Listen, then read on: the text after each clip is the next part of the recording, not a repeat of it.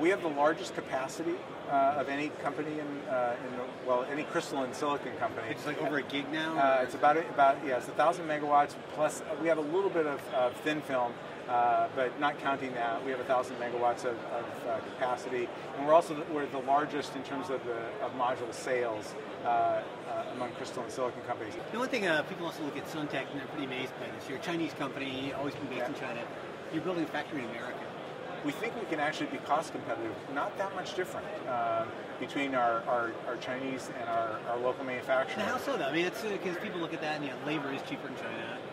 Suntech has always had a number of employees in these factories. Oh, labor intensive, yeah. No. Very labor intensive. Less on robots than a lot of other companies. Right, we are less automated than other companies, but it's okay because I think robotics has its costs as well. I mean, both the capital costs, which have to be depreciated, and therefore that works into the price per watt of the panel.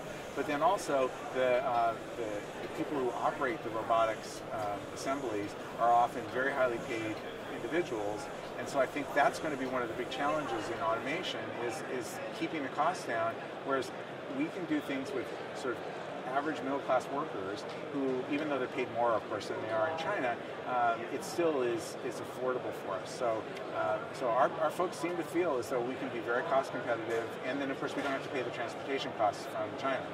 We can get, it's very close by. Is that where a lot of the makeup comes in? It could be some of it. It's not a huge amount, but it's definitely enough, and there's definitely a carbon impact as well. We get our largest single supplier of silicon is MEMC, which is located in Pasadena, Texas. So we actually buy silicon. They actually are the one company that also does wafers for us as well. So we buy the wafers from them, we ship them to China, we make the cells and the modules, and we ship them back to the US. So we actually were able to guarantee to them, because of the strict controls we have in our manufacturing process, we can actually mark where the silicon is coming from. So we're actually able to tell them that the bulk of the value of this module, even though it may have been assembled in China, the bulk of the value in this came from Texas, a homegrown Texas product. So it wasn't part of the decision-making process, but it did allow us to go back afterwards and reassure them that you're not just shipping everything over to China. There's actually jobs here in Texas that are actually created as a result of